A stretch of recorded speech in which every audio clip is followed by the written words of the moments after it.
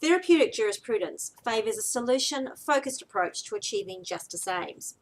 Solution-focused justice advocates that individuals need to be empowered from within to change and resourced to do so.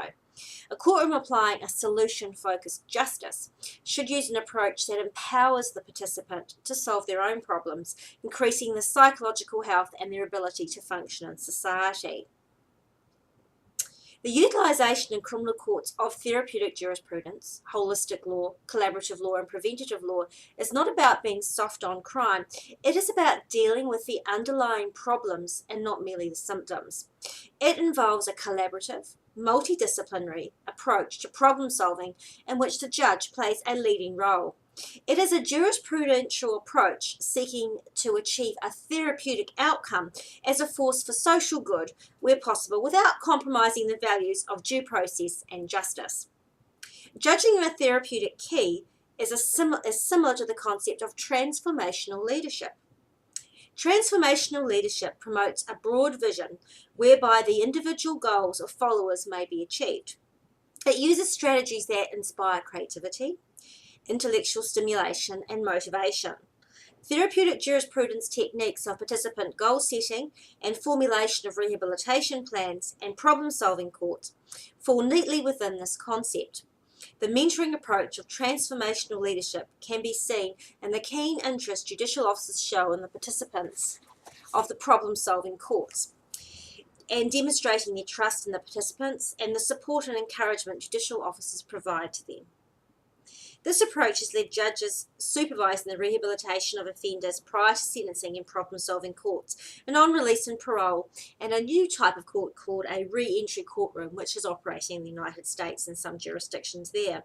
They engage defendants also. They use plain English so that people can understand what they're saying, and they create a more personal connection to promote a therapeutic outcome and compliance with court orders. So we're going to apply therapeutic jurisprudence to the practice of law as lawyers. We also need to take an approach to look for psychological legal soft spots where legal procedures or interventions may produce or reduce anxiety, anger and other emotions. So we're looking to allow our clients to have an opportunity to tell their story, to be heard, and for lawyers in the court to provide them with some support and understanding. A lawyer then, when advising a client on a course of action, should promote the options that, as well as achieving the desired legal result, are the most therapeutic for the client.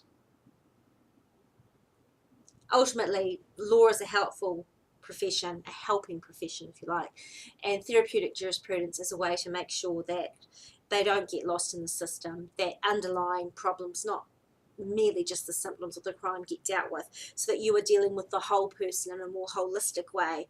Because court is a very intimidating place and the process in itself can be a punishment, and what you want to do is actually help the person to deal with those problems so they don't keep reoffending, so they don't keep going through a revolving door of going back to court. Or for those that are first offenders, you get in and help them deal with the problems in a way that reduces anxiety, increases well-being, and increases their health for themselves, their families, and for society in general. And in that regard, a focus on rehabilitation, preventing reoffending, and accepting responsibility is key. Listening, being fair, due process. And I think also we need to approach things with some kindness. Now, people do wrong, but we need to allow them an opportunity to also make amends, to rehabilitate, and to allow them to express that remorse.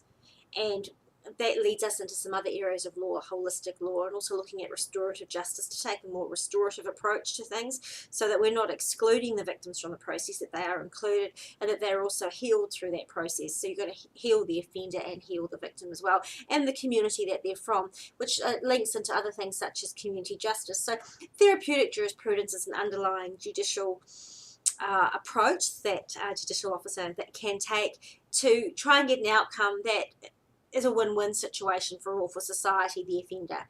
There are of course some offenders that cannot be rehabilitated, your psychopaths, there's not a lot you can do with them, but most other people want to help, and they want to be helped, and they want someone to listen to them, And if we can provide a forum where they can accept responsibility for what they've done and make amends, and we'll give them the rehabilitation support they need for themselves and their families and their community, then we can make a real difference in people's lives.